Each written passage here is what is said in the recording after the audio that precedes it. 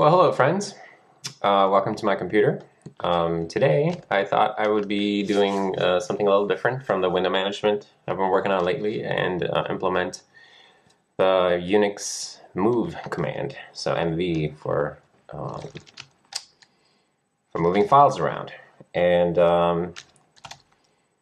you know, what you have in Linux and BSD and whatever. So I think we'll just get right into it. And the first thing we're going to do is we're going to use the userland directory here.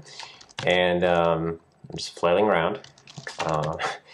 MV CPP, and that's what we're going to want to call it. And let's just edit the makefile and add it in this convoluted makefile here.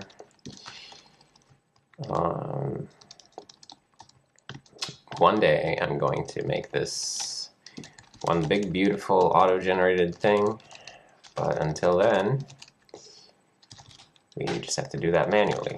And let's add it to git ignore as well.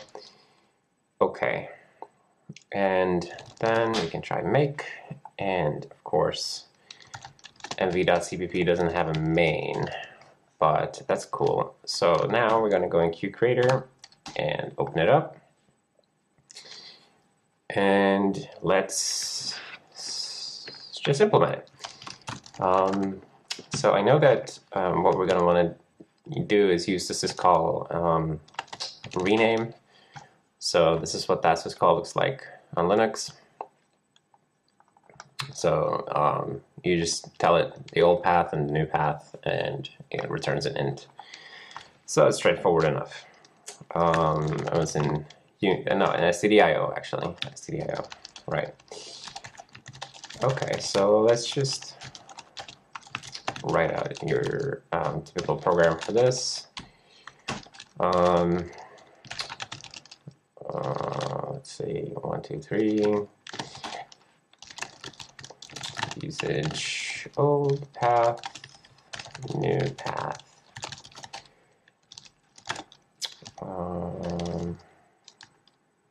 Let's just do that. And let's see, rc is rename, convenient, rhv1 and rhv2. 0 p error. Yeah, and let's see what they say. Renames the file, moving it between directories if required. Any other hard links to the file are unaffected, blah, blah, blah. If it's the same inode, then do nothing. Blah, blah, blah, blah, blah. Okay. Now, the problem we have here is that, we can compile this actually and see that it does indeed compile, but the problem is that I suspect that the rename syscall here is just a placeholder. So what we're going to want to do is add a syscall for it, and it will be syscall rename, and then we'll say how the hell does this thing work again? I just want to copy you from somewhere. Right. Yeah, so this is just something that if you get an error from the syscall, then the error code will be a negative number, and then we put that into kernel and return -1. But yeah, so this is basically how your typical integer returning syscall looks in the libc. Okay, but of course this thing isn't hooked up to anything because there is no rename syscall yet, but we are going to add it. Rename. Ha. And then let's go and add that in process.h. This is where all the syscalls go. Let's just add it somewhere. How about here? Const char old path. Const char new path. Beautiful. And since we are on a roll, let's add it to the CPP file as well. So process, of course, is the class that represents a process. It's currently where all the syscalls, all the syscall implementations live, because it was just a convenient way to write syscalls. Because basically every syscall, with a tiny number of exceptions, all the syscalls just care about something or other in the process data structure. But this is something that I keep wondering if I'm going to refactor and move out of process, and I very well might. So let's see, how does this work again? It's been a while since I've implemented a syscall. So first thing we got to do is check if these things are valid pointers, actually. So if no validate read string old path, return enval. This will catch stuff like passing a null pointer or passing an invalid pointer, and then the kernel will just say like, hey, and invalid is the wrong error code. Default is what we want. It's the bad address error. Okay, and then let's see, how does this work? Then we would just do something like VFS the rename return VFS. In file system related syscall, so usually you just want to pass control to the VFS object as soon as possible. So I'll show you another one, like change owner. Here's what it looks like. We just validate the input argument, and then we just pass control to the virtual file system object. So that's what we're going to do here too. That we are just going to create string objects out of these guys, and then pass them along. And we're also going to pass along, actually, the current working directory inode, because that's how we do relative path resolution in the VFS. Because the VFS object doesn't know where this where these paths might be in relation to. Did I say that right? I guess I did. Okay, so I'll go ahead and add a new function here. Old path, new path, and inode base. Okay, and let's see if we can put it next to shown, actually, because it might be helpful for us.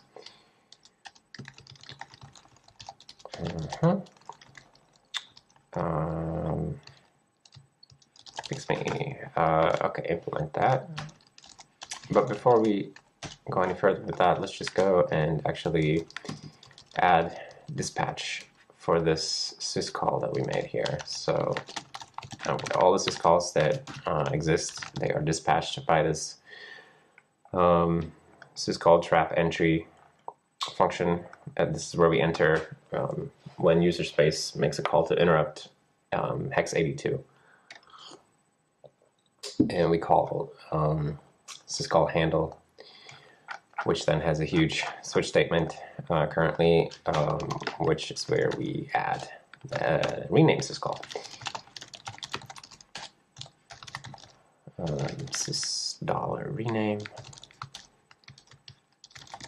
And here we have to actually cast the incoming arguments to whatever data type the syscall handler expects, because when we get the arguments here, we're coming from assembly code. So these are just D words, or 32-bit integers.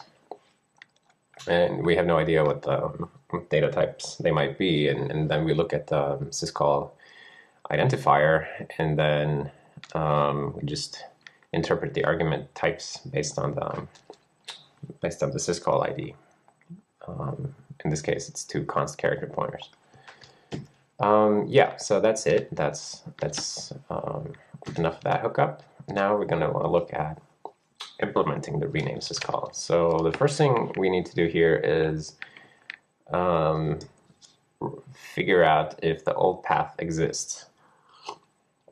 So we want to resolve it to an inode rather than just a path. So then we have this helper stuff for that. So this is how you usually write that code. I'll just type it out so you see how I write it. So resolve path to inode, old path, and I pass in the base inode, which is the current working directory in this case. And then I say if inode error is an error, that means that the file that you're trying to move does not exist, or like there's an IO error or something, right? So then basically we just return that error, whatever the error is, because if the file we're trying to move does not exist, then we cannot progress. Okay, and then say old inode. And actually, I would kind of like it to have some underscores there because it makes this more consistent. Old inode is inode error.value. So this is a pattern here that I'm using using this comfortable class that I created called kResultOr, and it's basically a helper template that allows me to return either a kResult, which is an integer error code in the kernel, or whatever template type T, right? So in this case, a retained inode pointer. And that's what this logic here is checking, like, well, does this thing have an error? If so, return the error, otherwise extract the value into a variable here. Okay, and then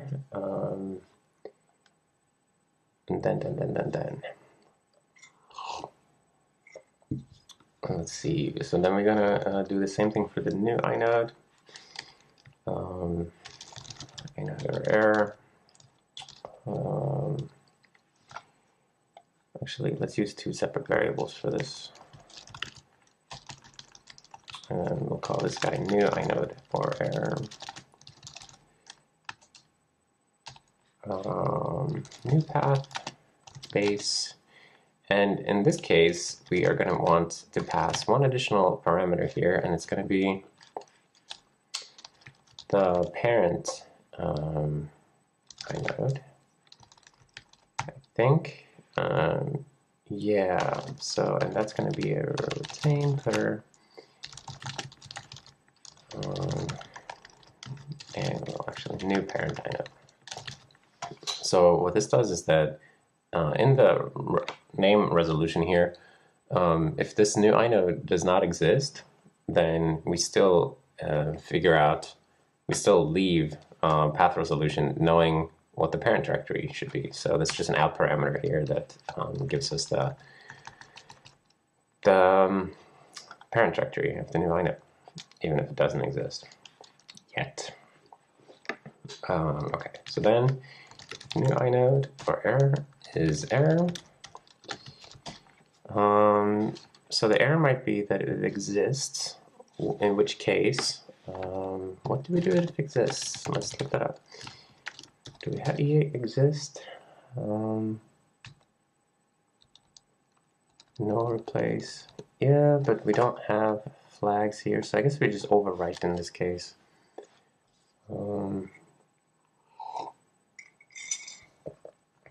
Okay.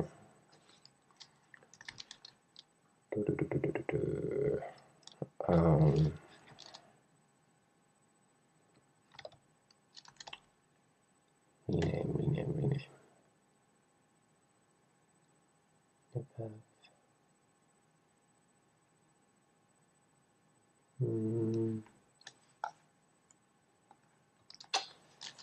Okay.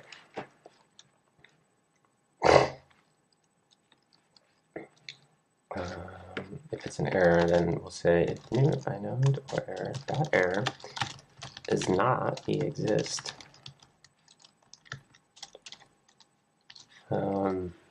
Then let's return the error. Because exist is fine in this case. We don't care if it exists, we'll overwrite it. But if it's something other than exist, that's not fine. Okay, and then let's also do, so now we're here, and we know that the new inode either exists or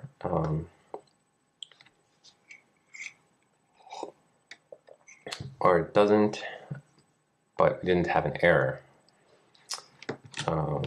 Okay, and then we'll say if old inode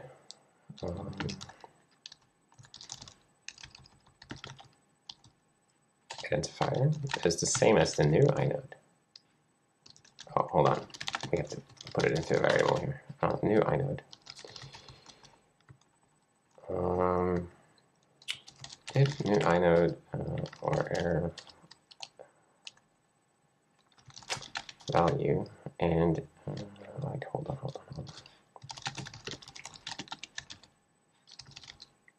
What is it that I'm trying to do? If new inode or error value is the same as old inode.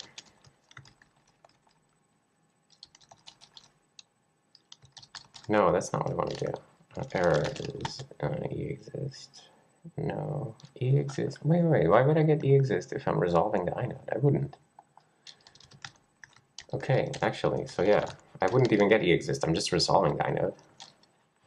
It's not an error for resolution to succeed. This is why I'm getting confused here, because why would that be an error? So if we do get an error, then we return the error. Okay, and then if new, let me say auto, new,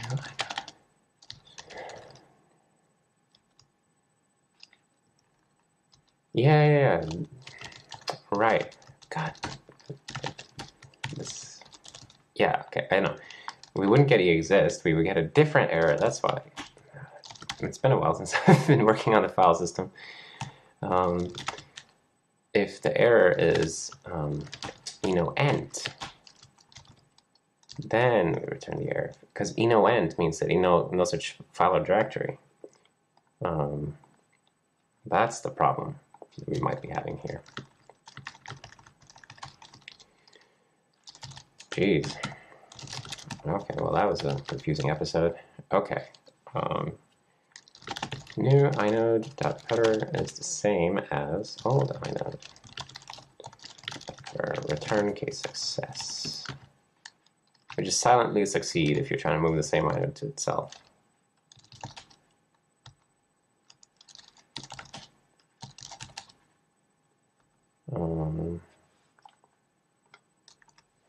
Yeah, so if they're referring to the same inode, their existing hard links referring to the same file, which is exactly what this would mean here. Yeah.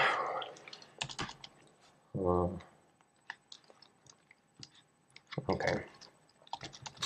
Now, if we're here, then first things first, that if we do have a new inode, then we got to remove that from the parent directory and make space for the replacement.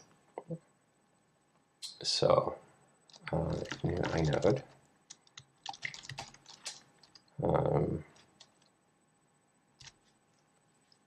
Is it retained? Wait, how does that make sense? Oh. Right, retain putter.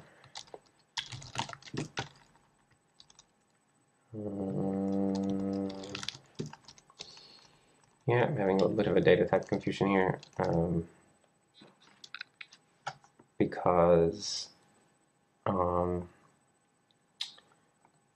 resolve path inode will return a non-null retained inode, in the case where it succeeds in resolving something, but here we do have a case where we continue despite having an error if the error happens to be end, which means that we didn't actually get a retained inode from this guy.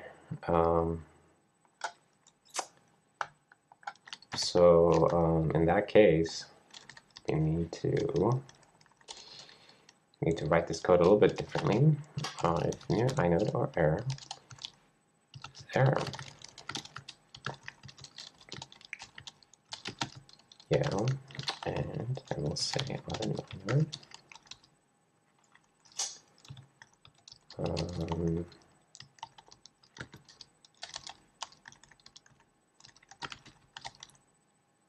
Okay. Okay, then we know that we have a new inode here, so then we can say that new parent inode, remove child. Oh, how does this work? New parent inode, reverse lookup. New inode dot identifier. This is a bit of an ugly way to actually do the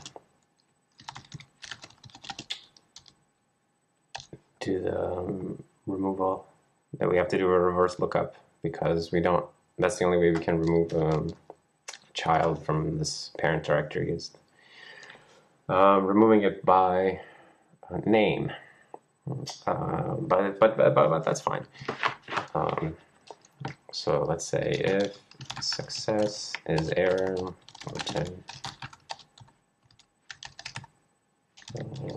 result. We should call it result instead.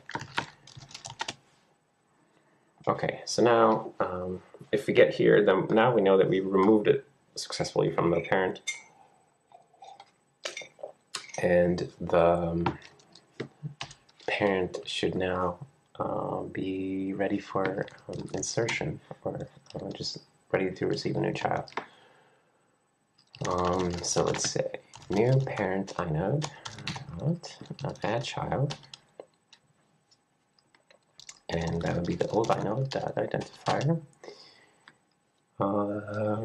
and the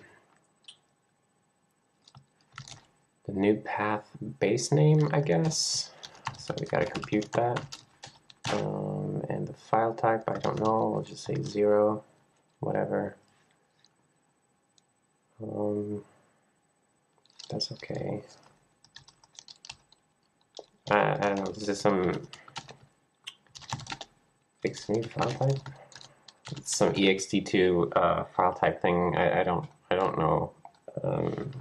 If I even care about that. I think it should actually live at a lower level here. I don't know why I have that argument in this context, but whatever.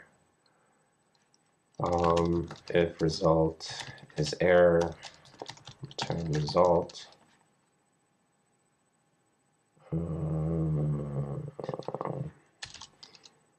And if that works, then just realized that here gives me check permissions and such. We got to do this here so we don't start writing to the file system before we know that everything is the way it is supposed to be. So now we've added the child, and then we will do. Actually, we need to know the old parent as well because we kind of want to remove that.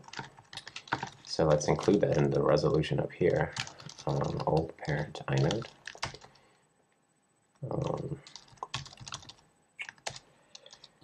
Remove child. Old inode. Wait.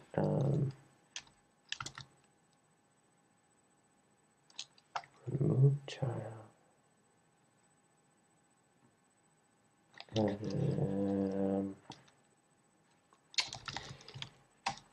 Old parent. I mean, there's probably a more efficient way of doing this. Maybe we could just steal the base name from up here, but I'm going to just do the reverse lookup thing here for now.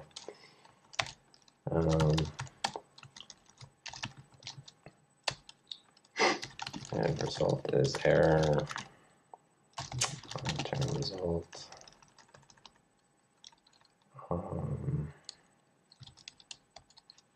Okay, now we moved. First, we remove the destination if it exists. Then we add the child with the new inode. Well, I mean, with the old inode to the new directory, and then we remove the source. And then what do we have left to do? I guess k-success. But now we gotta check stuff like it's called may write.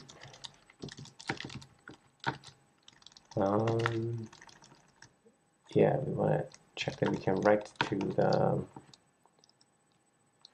new parent inode. If we can't write to that guy, then excess. And I also don't like it if we can't remove from the old guy.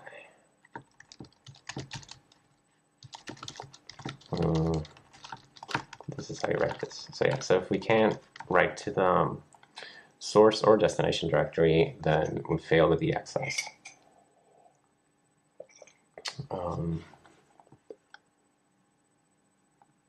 I think that's cool. That's really what we want to do here. We're just writing to directories. So those are the relevant permissions.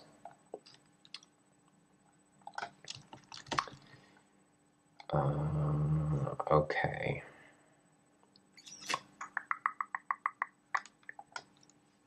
Let's try to build this.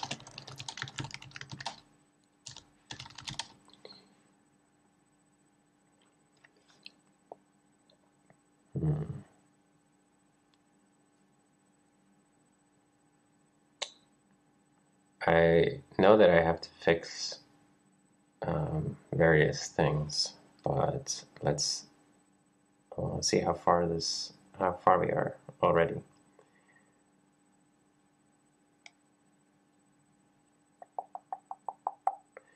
Man, the build is getting longer and longer. Come on, buddy. There you go. Okay.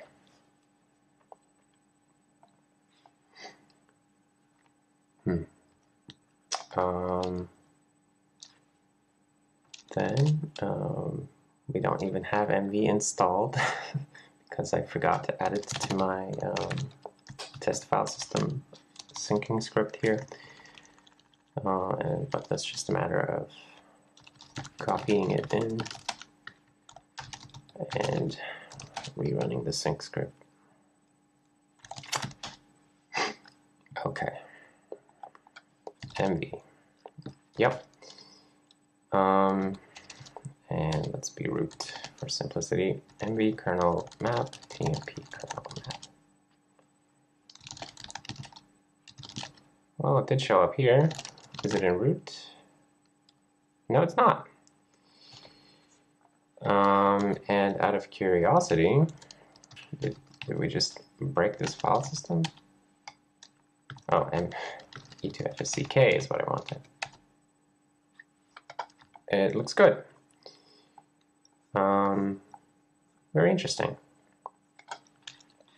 Okay, so let's try to move it back.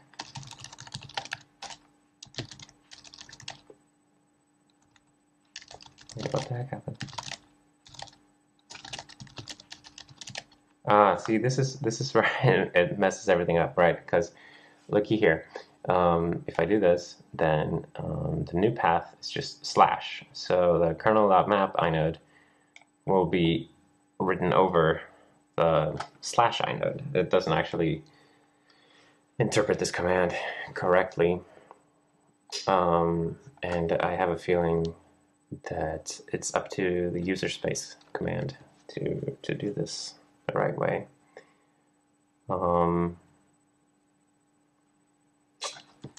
To rename is dir. Do we have this? New path is an existing directory, but old path is not a directory. Yeah, so there are various errors here. Blah, blah, blah, blah, blah.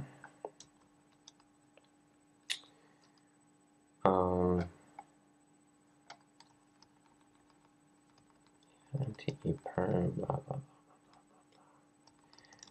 Well, there are various errors, but I'm not going to go and add all of them in this patch, but we definitely want to fix this. So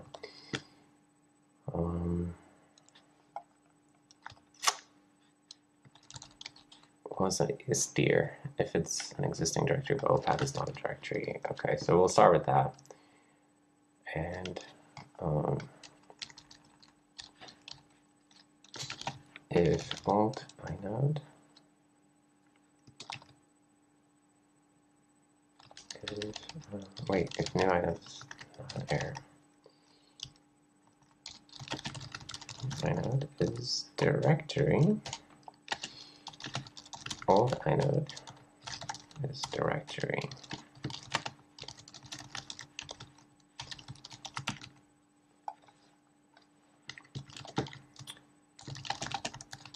Okay. Just check that we got this right.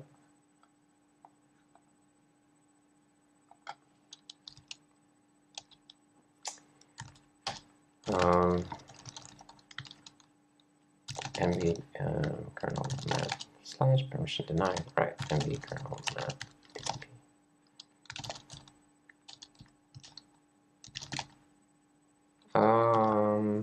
That didn't work out well. Because I rebuilt the userland, not the kernel. Shit. Yep. That's what happens when you incremental rebuild.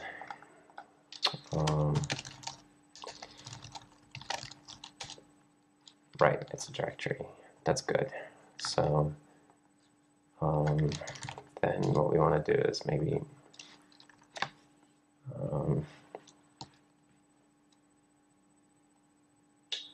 let's see.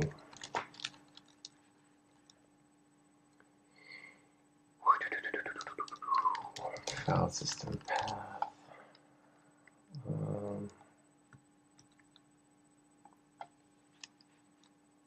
Let's see.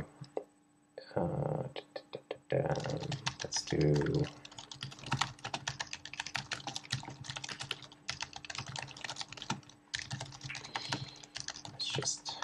I can do a little bit of statting here.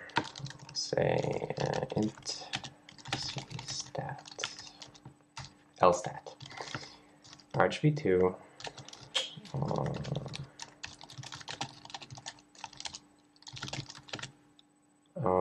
so if this exists,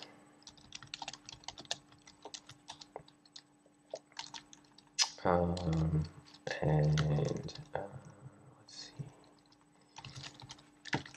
let's get these guys. My trusty string class. Hold on. Source. What we'll call it. argv1, and you will be argv2, and you will be the new path dot characters. Old path dot characters. New path dot characters. So if that succeeds, and if st is st mode is a directory, then new path is string format.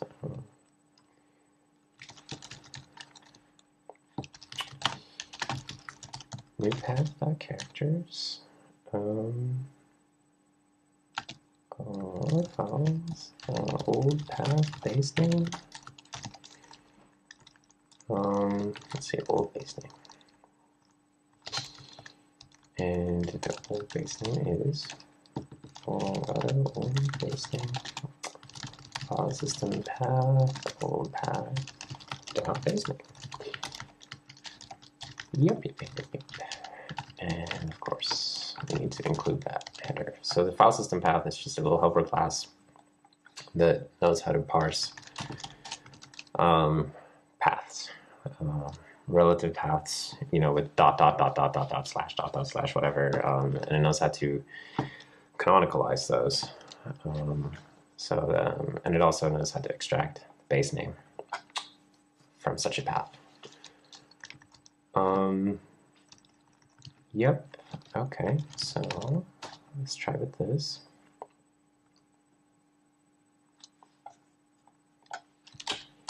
MV kernel TMP. There we are. And look at that. Isn't that just nice? ln kernel map. Does this work? I don't know. I don't remember if I have ln even.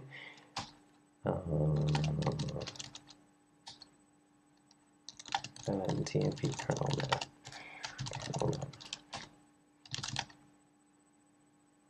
So this works. MV kernel map. TMP. Oh yeah, because replacing does just work for free. Although they are both hard links referring to the same inode, actually. So this would be a no-op in this case.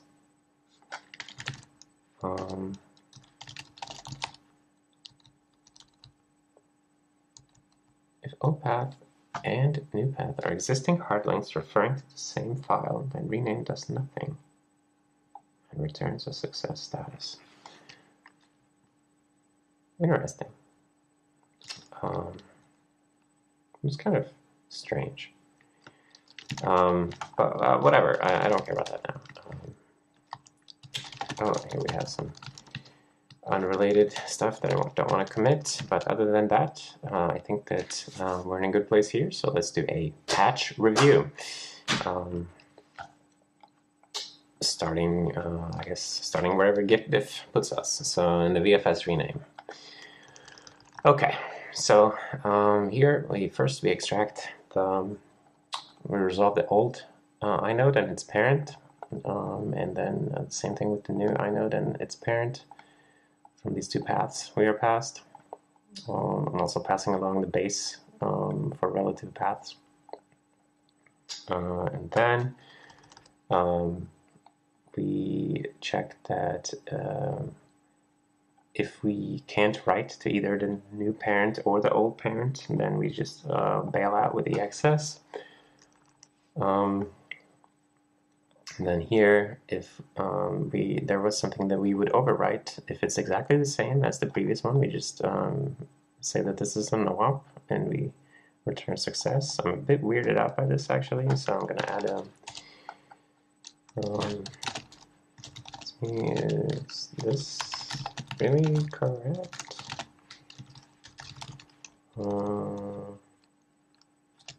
Check what other systems do.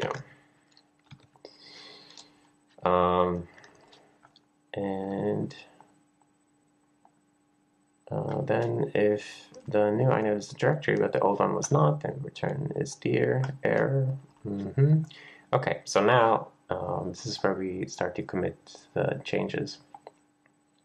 So first thing is that if we have an existing inode that we will be overwriting, then we remove him from his parent directory. And then we add a new entry with that name, and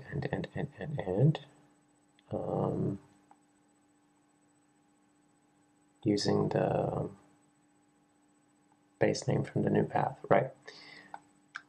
And then finally we remove the old inode from the old inode's parent directory. And if all of these things go well, then we return success. Cool. Okay, and then here we're just adding the declaration to VFS.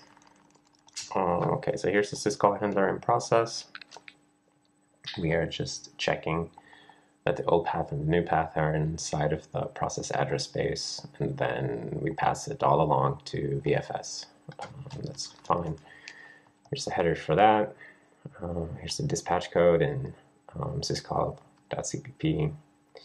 It's a little macro that makes sure that syscall exists. Copy the thing in the sync script. Okay, replacing the rename little placeholder here with the real implementation. Adding the git ignore and make file stuff. And I guess that we're pretty good with that. I'm just gonna go and add mv.cpp to git. Other than that, let's say make a commit here. And that would be kernel plus userland. Add binmv, add a basic binmv, or let's call it a simple, why do I always struggle to find the right word for this? Add a basic binmv, and rename syscall.